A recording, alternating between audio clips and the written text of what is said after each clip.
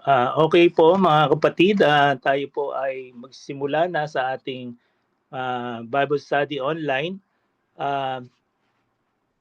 Tayo po ay handa po natin ang ating mga sarili at ang ating Bible para po sa pag-aaral po ng salita ng Diyos.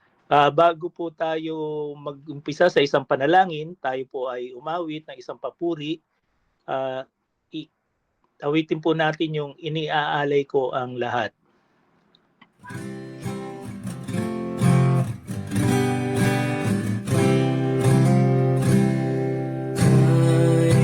Jesus ko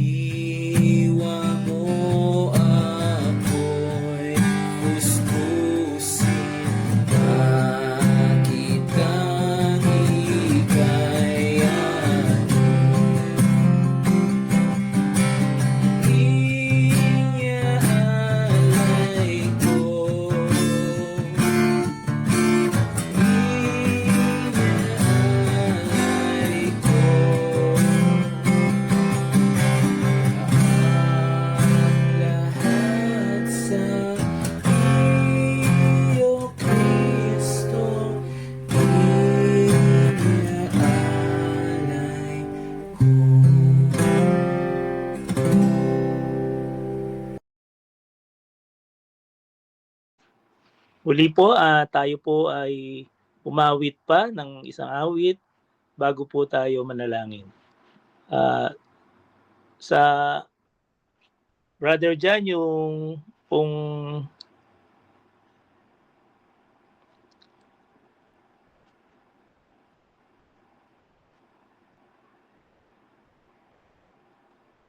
ayan po,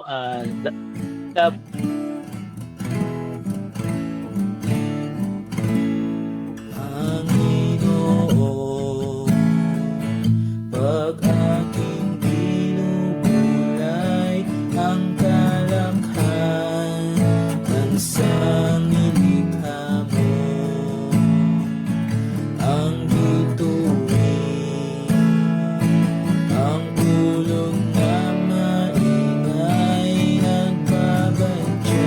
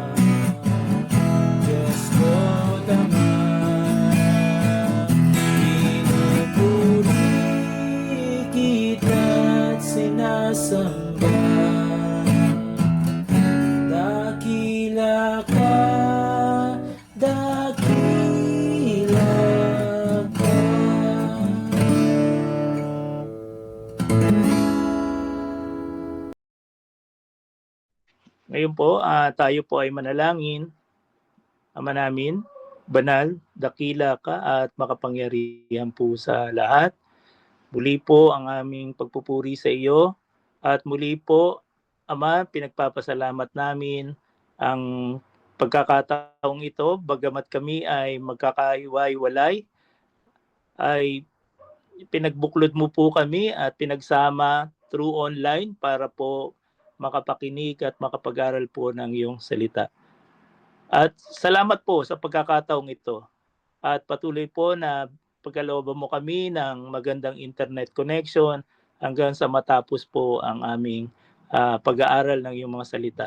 At sa kapatid po na yung tatayo na maghahayag ng iyong mga salita, patuloy po na ipagkaloob mo po ang iyong kaisipan sa kanya.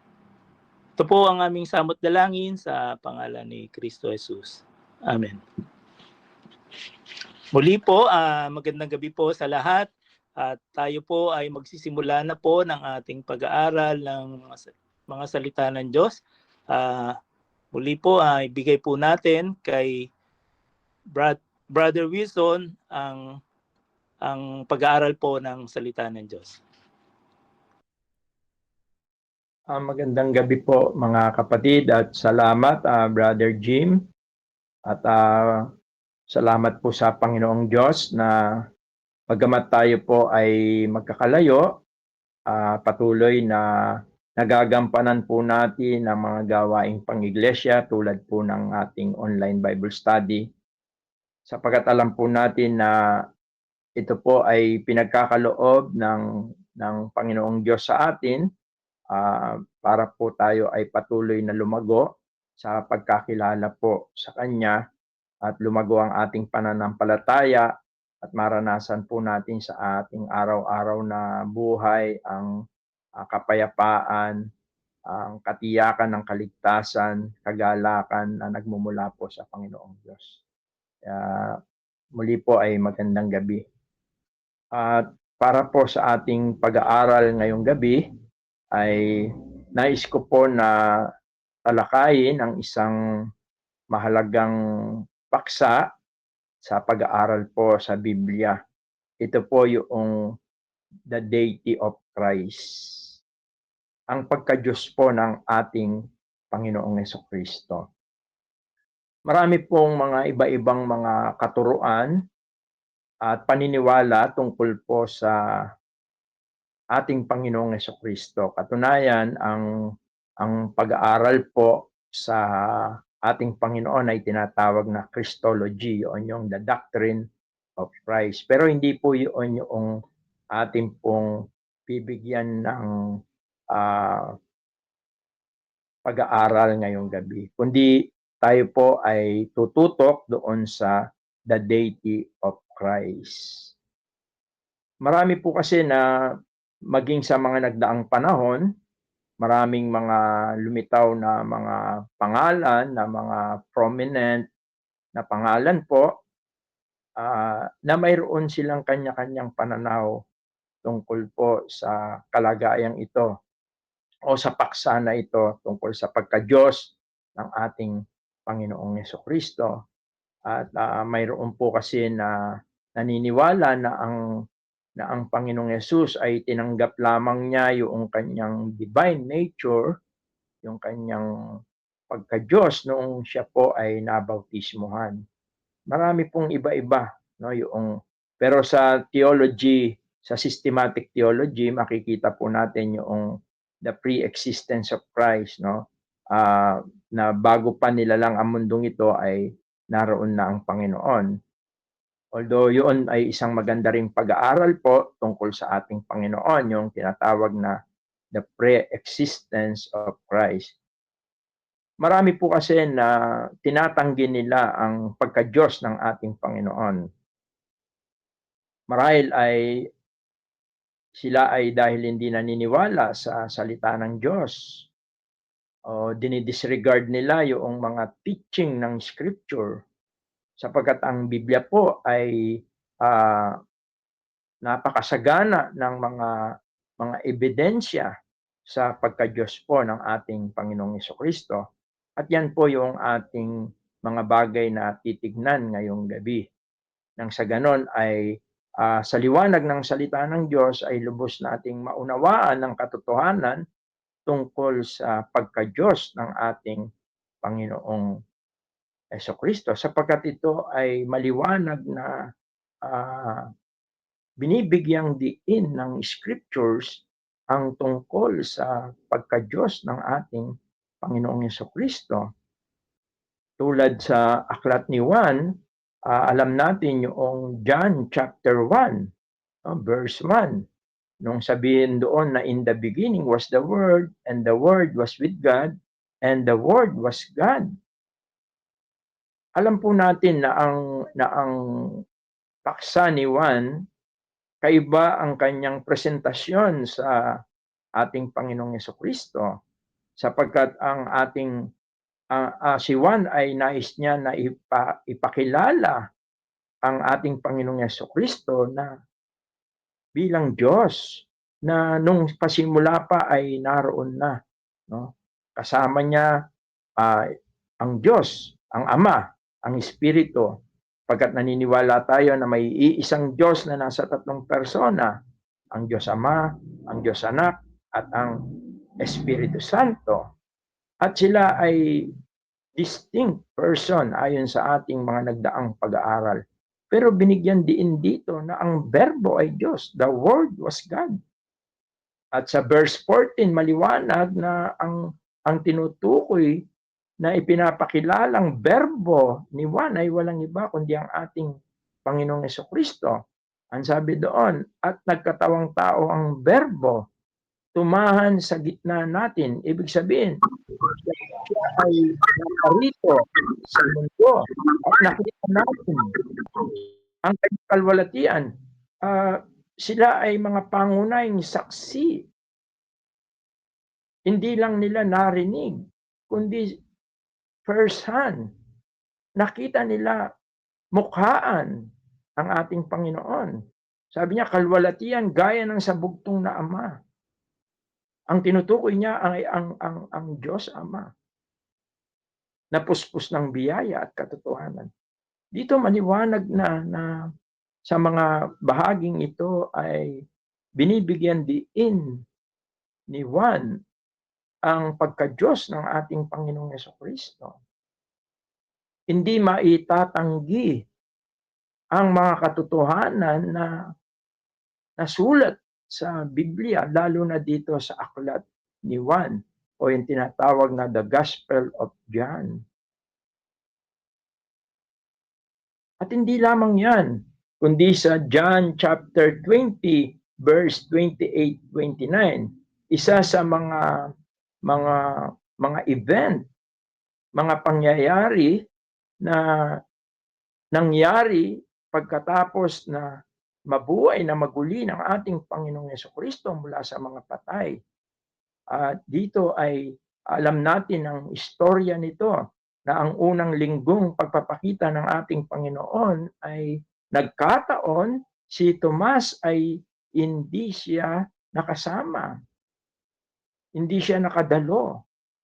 Na-miss niya yung first attempt na pagpapakita ng ating Panginoong Jesucristo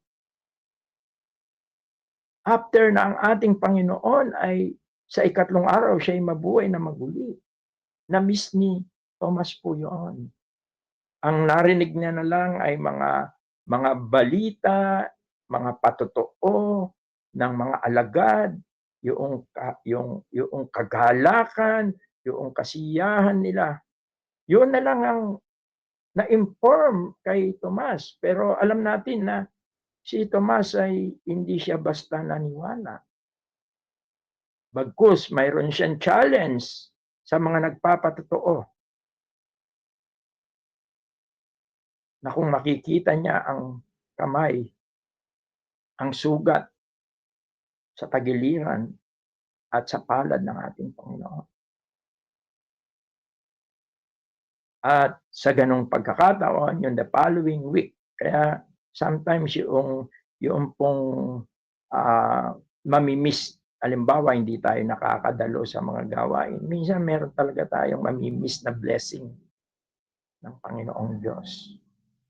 Anyway, hindi po yun yung, pero isang insight lang na kaya marahil ay sikapin natin na wag tayong lumiban sa mga gawain ng Panginoon. And then the following week, ang maganda, hindi nagtagal yung absent ni Tomas because the following week, dumalo siya at doon nagpakita ang Panginoon at pinakita ng Panginoon ang kanyang mga sugat at doon ay sumagot si Tomas, sabi rito, at sa kanya'y sinabi, Panginoon ko at Diyos ko. Isa itong confession, isa itong pagpapahayag sapagkat nakita niya ng mukhaan ang ating Panginoon. Sabi niya, Panginoon ko at Diyos ko. My Lord, sabi niya. Kinilala ni Tomas na ang ating Panginoon, yung kanyang kapangyarihan, yung kanyang pagiging Panginoon sa buhay niya, yung tinatawag na Lordship. Katunayan, sa Greek, yung Lord, ginamit yung Kyrios. Lord. Yung pagpapailalim ni Tomas sa Panginoon. At yung and my God, maliwanag na kinilala ni Tomas ang Panginoon, Jesus. Hindi lang Panginoon ang kanyang buhay, kundi Diyos. Sapagkat nakita niya ang isang katotohanan, kaya yung resurrection ng ating Panginoon ay pagpapatunay ng kanyang pagka-Diyos. In-address niya as God ang ating Panginoong Yesus. Kaya yung pong pagka-Diyos ng ating Panginoon ay binibigyan ng lalong katotohanan ng kapangyarihan ng kanyang muling pagkabuhay.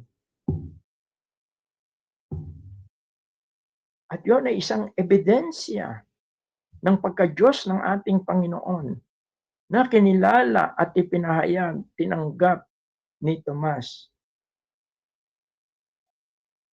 Although sa verse 29, ang sabi, tignan natin sa verse 29, sinabi sa kanya ni Jesus, sapagkat ako'y nakita mo ay sumampalataya ka. Mapalad yaong hindi nakakita at gayon may nagsisampalataya. Una, walang koreksyon na ginawa ang Panginoon tungkol sa kanyang pagka-Diyos. Hindi niya sinabi na wag mo akong tawagin na Diyos. Maliwanag itong conversation, itong scenario. Walang correction. Bagkus, ang kinorek ng Panginoon, yung pananampalataya. Actually, hindi niya kinorek, kundi mas binigyan niyang diin na ang pananampalataya ay hindi lamang yung pag may nakita ka, ebidensya, but most yung kahit na hindi mo nakikita, ikaw ay sumampalataya. Ang tinutukoy niya rito ay ang kanyang mga salita. Yung faith oversight. Hindi yun kasi yung pananiwala ng marami. Gusto nila makita muna nila bago sila sumampalataya. Although mapalad, sabi ng Panginoon, kapag ako'y nakita mo, sumampalataya ka, it is good. Nakita niya yung pagka-Diyos ng ating Panginoon. Pero sabi niya, mapalad yaong hindi nakakita at tumutukoy ito sa panahon natin pagkatapos na ang Panginoon ay umakyat na doon sa langit. na tayo ay sumasampalataya dahil yun ay sinasabi ng salita ng Diyos. At tayo ang isa sa mga tinutukoy na mapalad. Kaya sa bahaging ito, makikita natin yung katotohanan ng pagka-Diyos ng ating Panginoon. At kinumpirma ng Panginoong Jesucristo yung pananampalataya ni Tomas. Before, he was skeptic, means they want proof, evidence. But ganun pa man siya ay nung makita niya ang Panginoon ay siya ay sumampalataya, naniwala na siya ang Kristo, siya ang tagapagligtas, siya ang Panginoon at siya ang kanyang Diyos. Kaya sa bahaging ito at maraming mga pagpapatunay sa aklat ni Juan sapagkat yun ang gusto niyang ibigyan diin, yung pagka-Diyos ng ating Panginoong Jesucristo. Sa John chapter 18, wag na natin itong buksan sapagkat pag-aaralan natin marahil ito sa susunod, yung the pre-existence of Christ.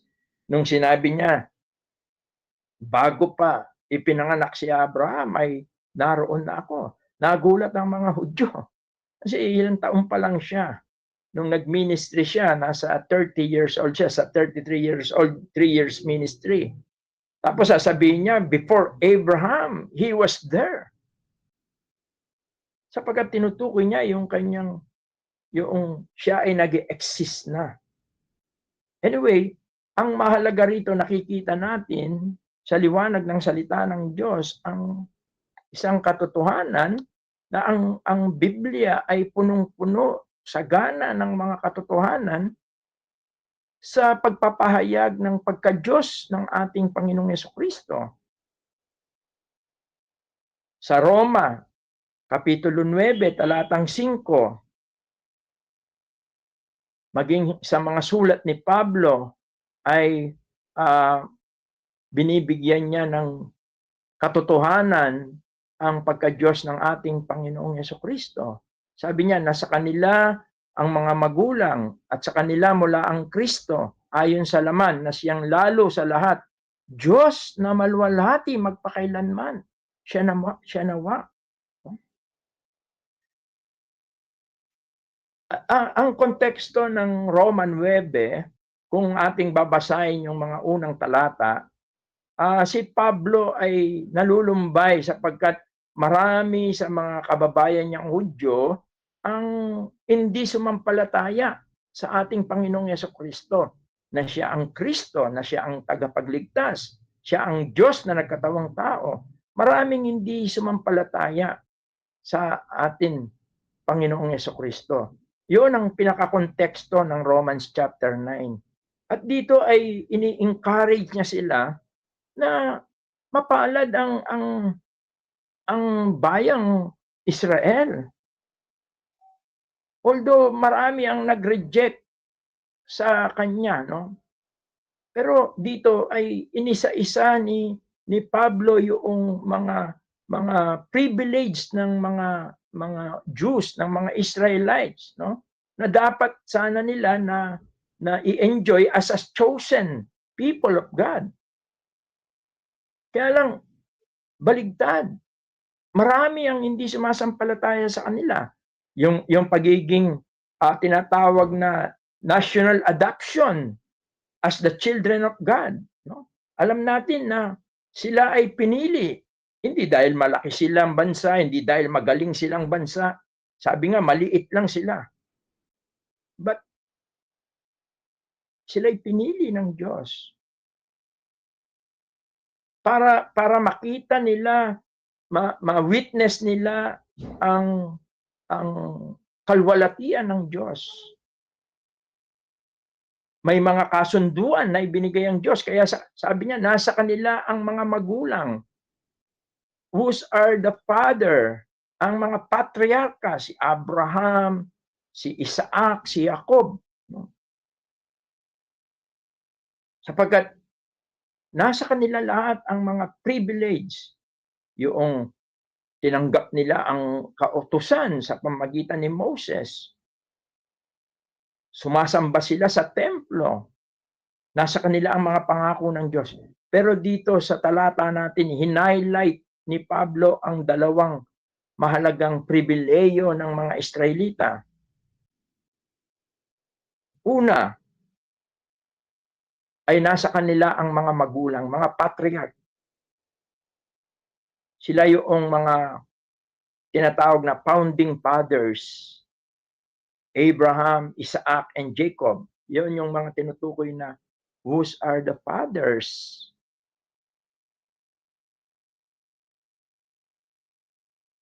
At ang Diyos ay maraming mga dakilang pangako na ibinigay sa mga patriarka at sa lahat ng kanilang magiging lahi. Yun ang isa sa mga pinakamahalagang binibigyan diin ni Pablo na dapat nilang ipagpasalamat as an Israelites. At yung final dito ay sabi niya na sa kanila ang mga magulang at sa kanila mula ang Kristo ayon sa laman. Yung pinaka-final privilege nila na sa kanila magmumula ang Christ, the anointed one, the Savior, the promised Messiah. At sinabi niya rito, maliwanag ang pagkabanggit ni Apostol Pablo, sabi niya, Diyos na maluwalhati, magpakailanman siya nawa. Sino ang tinutukoy niya rito? Na God blessed forever. Sino ang tinutukoy niya na Diyos na maluwalhati, magpakailanman siya nawa? Ito'y walang iba kundi ang ating Panginoong Jesucristo. Bagamat noong siya'y nagkatawang tao, siya ay, sabi nga, hindi mo makikita yung kanyang kalwalatian sapagkat siya ay naparusahan. Pero tunay na yung kanyang kalwalatian noon, bago siya nagkatawang tao at nung siya'y nasa katawang tao at pagkatapos na siya ay umakyat muli doon sa langit, napatunayan na siya ang Diyos na maluwalhati magpakailanman. Ibig sabihin nito, noong siya ay hindi pa nagkatawang tao, siya'y maluwalhati. Nung siya'y nagkatawang tao, siya'y maluwalhati. At pagkatapos na siya'y umakyat doon sa langit, siya'y maluwalhati magpakailanman. At yan yung isang magandang katotohanan na pinapahayag ng salita ng Diyos ang pagka-Diyos ng ating Panginoong Jesucristo. At sa Pilipos Kapitulo 2, talatang 6, sa mga sulat ni Pablo sa kanyang mga epistola, ay binahagi niya rin at binanggit niya rin ang pagka-Diyos ng ating Panginoon. Nasabi roon na siya, bagamat nasa anyong Diyos, ay hindi niya inaring isang bagay na nararapat panangnan ang pagkapantay niya sa Diyos, who being in the form of God. Yung pong sinasabi rito na anyong Diyos, no? Yung form of God, ang ibig sabihin nito, ang ating Panginoong Yesus nung siya'y nasa katawang lupa ay taglay niya ang tinatawag na divine nature, divine essence, yung kanyang pagkapantay sa Ama, sa Diyos. Sabi niya, pagkapantay niya sa Diyos. Ang tinutukoy dito ay yung Godhead. Kaya yung salitang robbery, sabi niya, is not robbery to be equal with God. Sabi niya, no? Inaring isang bagay na nararapat panangnan ang pagkapantay niya sa Diyos. Sabi niya, though it not robbery to be equal with God. Ang ibig sabihin nito, hindi nawala sa kanya. Hindi nakuha sa kanya. Hindi inalis sa kanya. Noong siya'y nagkatawang tao, hindi inalis sa kanya ang kanyang pagka-Diyos. Kaya siya ay 100% na Diyos at siya ay 100% na human. At yon ang isang katotohanan. Subalit, nananatili ang kanyang pagka-Diyos. Although minsan may mga bagay na umiiral sa kanya yung kanyang human nature. Napagod siya, nauhaw siya, bagamat hindi siya nagkasala. Pero madalas sa mga salaysay ng mga ebanghelyo, simula kay Mateo hanggang kay Juan, nung siya ay narito sa lupa, madalas ay ipinakita niya ang kanyang pagka-Diyos. Sa mga himala, sa mga pagpapagaling, mga patay na kanyang binuhay, ang kanyang mga salita na makapangyarihan, madalas ang kanyang pagka-Diyos ay umiiral sa kanya. Bakit? Sapagkat nung siya nagkatawang tao, sabi niya, though it not robbery to be equal with God, hindi ito nawala sa kanya. Bagamat siya ay nagkatawang tao. Kaya yung emptied himself, yung sinasabi rito, na being in the form of God, though it not robbery to be equal with God. Sapagkat nandoon ang kanyang pagka-Diyos. Hindi nawala ang kanyang pagka-Diyos hanggang doon sa kanyang pagkakatawang tao.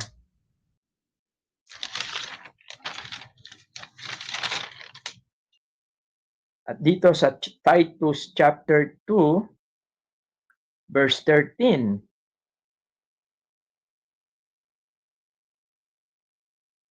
napakaganda rin po ng bagay na makikita po natin dito na may kinalaman sa pagka-Diyos ng ating Panginoon. Sabi niya, na inihintay yaong mapalad na pag-asa at ang pagpapakita ng kalwalatian ng ating dakilang Diyos at tagapagligtas na si Jesucristo. Although yung iba, ang interpretation nila rito, iba yung tinutukoy na dakilang Diyos. Kasi merong at. Pero kung titignan natin, yung epiphany, yung pagpapakita na tinutukoy dito, ay walang iba kundi ang ating Panginoon. Ito yung blessed hope natin. Ito yung rapture. At ang Panginoong Jesucristo ang binabanggit dito ni Tito o ni Pablo kay Tito, na ang pagpapakita, yung tinatawag na and the glorious appearing. Kasi yun na yung glorious niya, yung kalwalatian niya.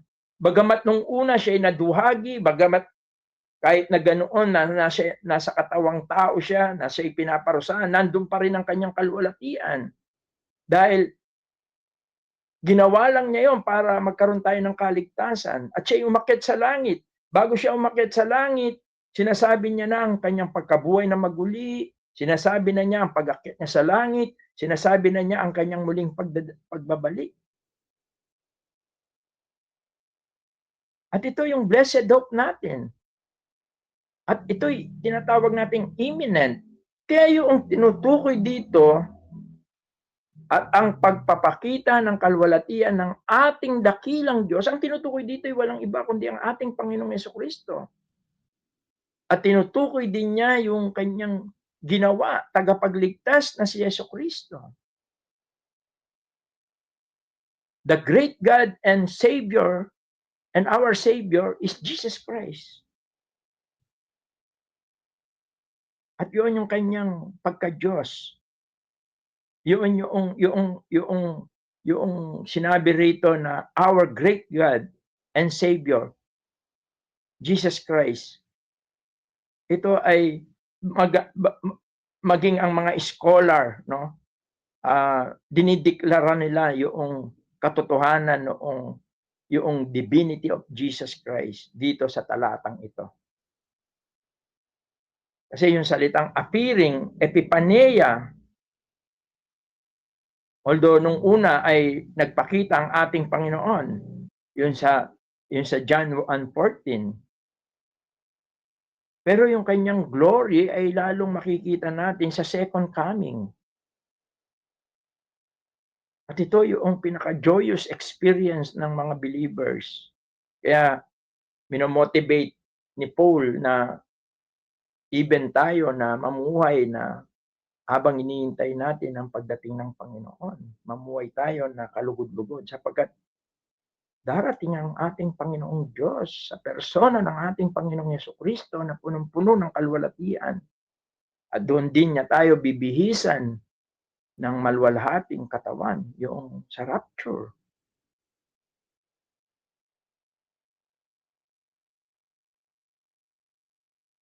Although yung iba ay tinitwist yung katotohanan dito. But yung katotohanan dito, yung salitang pagpapakita ng kalwalatian ng ating dakilang Diyos, yun yung sikreto rito, na ito'y tumutukoy sa ating Panginoong Yesus, na hinihintay yung mapalad na pag-asa, yun yung rapture, at ang pagpapakita ng kalwalatian ng ating dakilang Diyos at tagapagligtas na si Jesucristo. Both yung He is God and He is our Savior, Jesus Christ.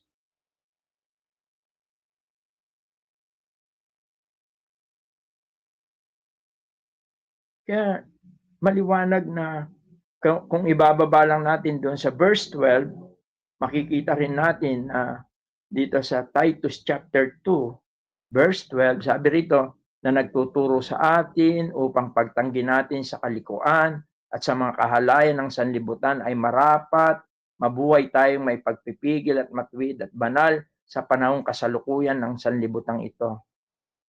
Teaching us that denying ungodliness. Itong kontekstong ito, maliwanag na ito'y tumutukoy sa present life habang hinihintay yung pagdating, yung appearance. At yun ay tumutukoy sa second coming. Kaya itong mga talata na ating pong tinitignan ay maliwanag na isinasaad na ang Panginoong Jesucristo, yung pagka-Diyos ng ating Panginoong Jesucristo, yung deity of Christ, yung pagka-Diyos ng ating Panginoon. At sa 1 John chapter 5, verse 20, maliwanag din na binabanggit dito ang pagka-Diyos ng ating Panginoon. 1 John, sabi rito, at nalalaman natin na naparito ang anak ng Diyos. Alam naman natin ang subject ni John sa kanyang epistles ay nakasentro sa ating Panginoon. Yung tayo ay nagkaroon ng fellowship dahil sa ating Panginoon. Tayo ay naging anak ng Diyos dahil sa ating Panginoon. Kaya dito ito yung kanyang final na revelation about sa ating Panginoon. Sabi niya, at nalalaman natin na naparito ang anak ng Diyos at tayo binigyan ng pagkaunawa. Kaya yung maliwanagan tayo sa gospel, hindi ito dahil matalino tayo. Wala ito sa intellectual capacity ng isang tao. Ito ay isang biyaya ng Diyos.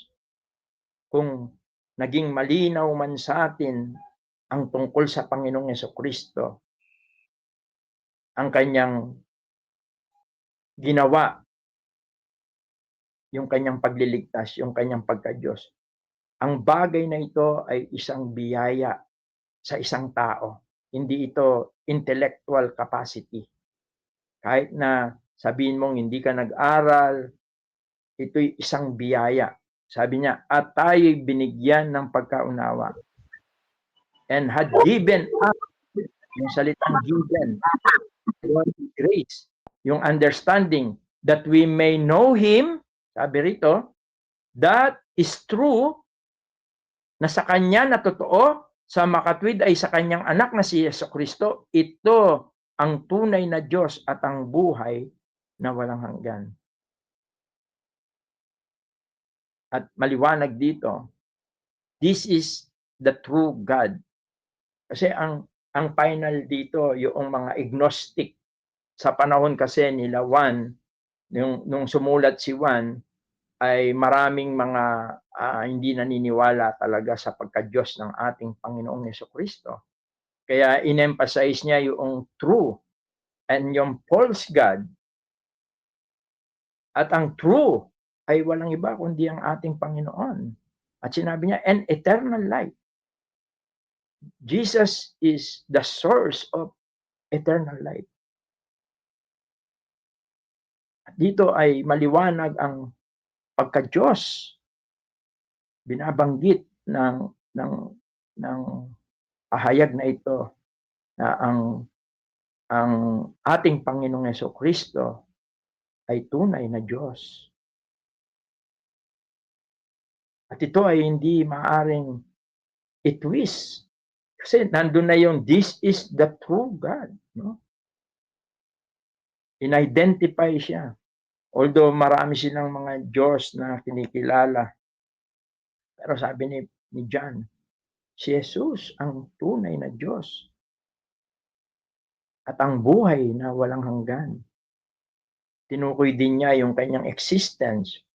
Actually, sa Revelation, sinabi yun, siya yung Alpha and Omega, yun yung first letter ng Greek letter, yung alphabet nila, yung Alpha, Omega, yun yung katapusan. At marami pang bagay ang tumatalakay sa pagka-Diyos ng ating Panginoon. Katunayan, hindi lang yung kanyang inascribe din sa kanya, in-apply din sa kanya sa Isaiah chapter 9 verse 6, isa lang siguro ito, yung divine name, no? Na binanggit, siguro buksan din natin yung mga Bible natin sa Isaiah chapter 9 verse 6. Although marami pa ito, pero dito na siguro ako magwawakas. In-apply sa kanya yung divine name, no? Yung sabi rito, sapagkat sa atin ay ipinanganak ang isang bata. Ito yung prophecy. Alam natin na ang nakasentro ang aklat ni Isaiah, maraming mga prophecy about sa pagsilang, sa pagdating ng ating Panginoong Jesucristo. Sabi niya, sapagkat sa atin ay ipinanganak ang isang bata, sa atin ay ibinigay ang isang anak na lalaki, at ang pamamahala ay maatang sa kanyang balikat, at ang kanyang pangalan ay tatawaging kamangha-mangha, tagapayo, makapangyarihang Diyos. Tingnan po natin ito. Ito yung divine name, makapangyarihang Diyos, walang hanggang Ama, Pangulo ng Kapayapaan. Although yung walang hanggang Ama rito, hindi siya yung Father. Ang tinutukoy dito kasi, yung walang hanggang Ama, meaning siya yung source ng eternity. Parang yung sinabi na si Satan is the father of lie, no? Yung tinutukoy doon, yung origin, yung source, yung pinagmulan. Hindi siya yung father dito, does not mean siya yung ama rin. Sapagkat yun yung pinopoint ng mga oneness. Maliwanag daw na si Jesus, siya rin yung Ama, siya rin yung Holy Spirit. No, yung tinutukoy ditong walang hanggang Ama, sabi sa English, the everlasting Father, or Father of everlasting, meaning Jesus is the source of eternal. Katunayan, binanggit yon dito doon sa 1 John chapter 5 verse 20. Subalit, ang isang mahalaga rito, yung salitang makapangyarihang Diyos. Both yung kanyang name, yung kanyang attributes. Yung attributes, yung katangian, yung omnipotence God ay binanggit din dito ni Isaiah at ito ay in-address niya sa ating Panginoong Jesucristo. Mahalaga po na makita natin ang mga katotohanan ito. At isang biyaya po sa atin ng Diyos na maging maliwanag sa atin ang isang katotohanan na ang ating Panginoong Hesus, ang Diyos na nagkatawang tao. At alam natin bakit siya nagkatawang tao. Upang tubusin niya tayo sa ating mga kasalanan sa pamamagitan ng kanyang kamatayan doon sa krus at ng kanyang muling pagkabuhay. Ang makapangyarihang mensahe na dala-dala natin, walang iba kundi ang mabuting balita. Bagamat dito sa 1 John chapter 5 verse 20, binibigyan niyang diin ang eternal security ng bawat sumampalataya ay mayroon siya na buhay na walang hanggan. At makakaasa po tayo sapagkat tunay ng ating Panginoong Yesus na ating tinanggap at sinampalatayaan. Siya ay tunay na Diyos. Sa Kanya ay walang bagay na mahirap. Sa Kanya ay walang bagay na imposible. Napakahalaga na makita ng bawat tunay na mananampalataya. Ang sa ganon ay lalo po tayong manghawak sa ating Panginoon. Umasa sa ating Panginoon.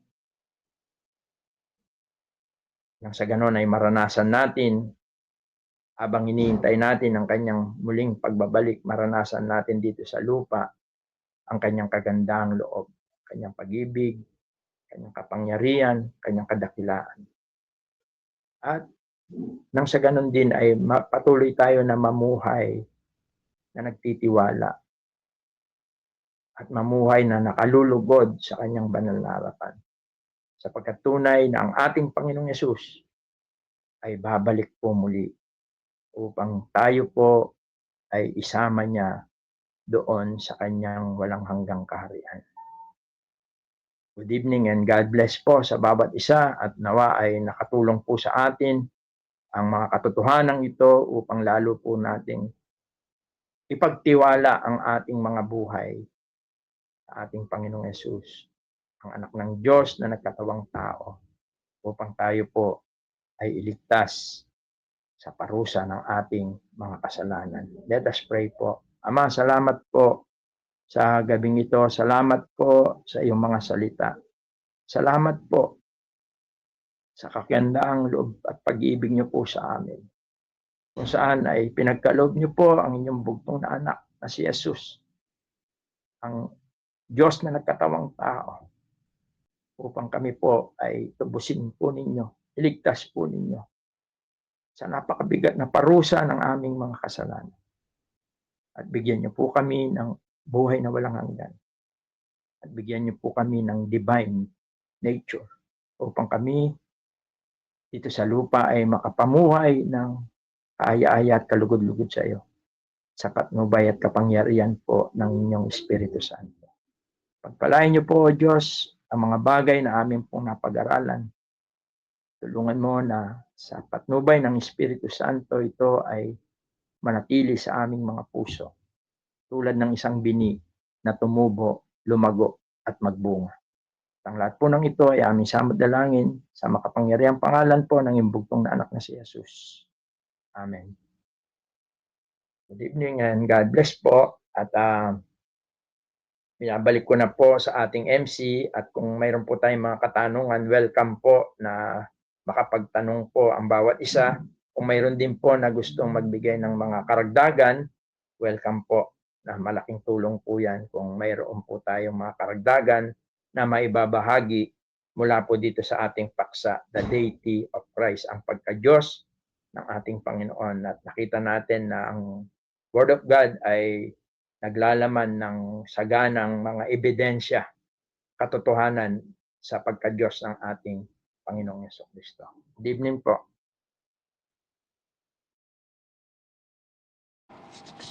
Yun po, magandang gabi po muli. tayo po ay open na sa mga katanungan sa napakinggan po natin na mga salita ng Diyos sa nating pagbubulay-bulayan ang pagka-Diyos po ng ating Panginoong Jesucristo. Ngayon po, baka po meron kayong mga katanungan, pwede pong pa-open na lang po ang inyong mic at kayo po ay welcome po sa mga katanungan.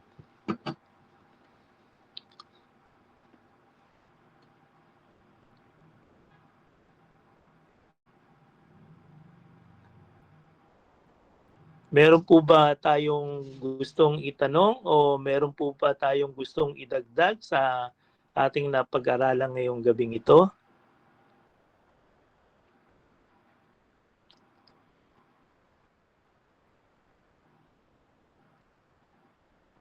Ngayon po, kung wala na po kayong mga katanungan, tayo po, muli po, sana po ay na pumasok po sa ating puso at isipan ang ating mga napag-aralan ngayong gabing ito. At tayo po ay magwakas sa isang panalangin bago po tayo dumako sa susunod nating gawain online, ang ating pong prayer meeting po. Tayo po ay manalangin. Ama namin, banal, dakila at makapangyarihan sa lahat. Salamat pong muli sa isa pang pagkakataon na patuloy nyo ipinagkakaloob sa amin na kami ay makapag-aral ng iyong mga salita. Salamat po sa mga katotohanan na aming napakinggan, na ipinagkaloob nyo na malaman namin ang tunay na katayuan po ng yung bugtong na anak. Salamat po sa iyong mga salita. At patuloy, Ama, na ito ay maisapuso namin at maibahagi rin po namin sa aming mga mahal sa buhay. Patuloy, Ama, na sa mga natitirang oras na aming gawain online, kayo pa rin po ang manguna sa amin. Ito po ang aming samot dalangin sa pangalan ni Kristo Jesus. Amen. Ngayon po, putulin na po natin ang ating Bible study at dadako na po tayo sa ating prayer meeting po online.